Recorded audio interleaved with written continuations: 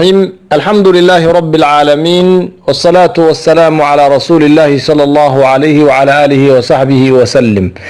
دكتور كلا يراهدو محمد راتب النابلسي الرئيس سوريا الله حفظيه ودوره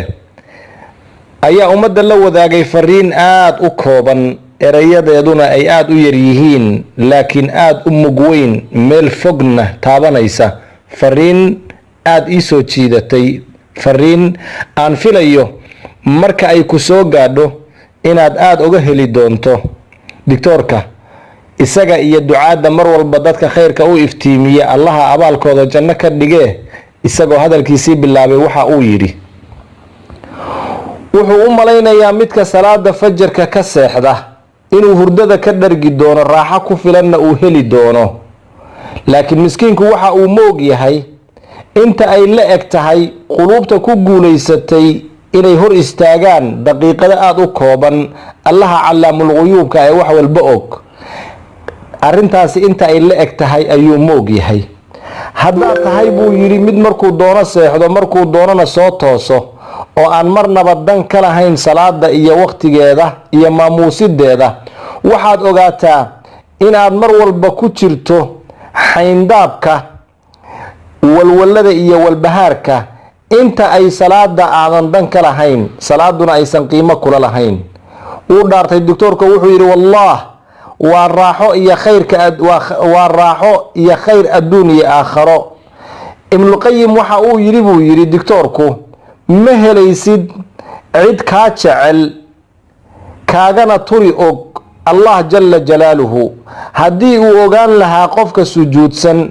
raxmada uu rabbigii ku daboolayo marka uu sujuudsan yahay marna madaxiisa kor u muusan qaadeen oo sujuuda ayuu daa'imi lahaa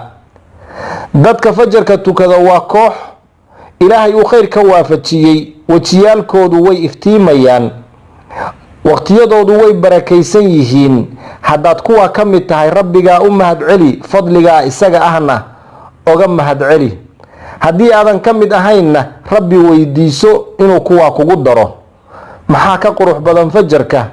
faradkiisu wuxuu ka yeelayaa fi dhimmatillah ilaahay baa ku waardiyeynayo insurance-gii allah ku jirtaa weeye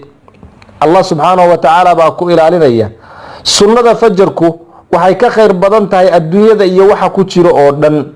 wuxuu doctorku fasirayaa xadiiskii nabiga ee sheegayay in labada ragcadood ee fajrka ka horeeya ay ka khayr badan yihiin adduunyada iyo waxa ku jiro oo dhan quraanka salaada fajrka lagu akhriyo imaamku uu akhrinayo waa quraan ay malaa'igi goobjoog ka tahay inna quraan al-fajri kana mashhuuda wuxuu yiri doctorku walaalkayga qiimaha badanow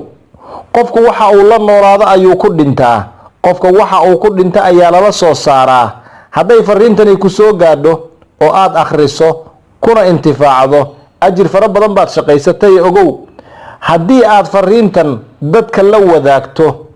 si ay iyagana ugu intifaacaan ilaahay wuxuu ku labalaabi doonaa ajarka isaga ah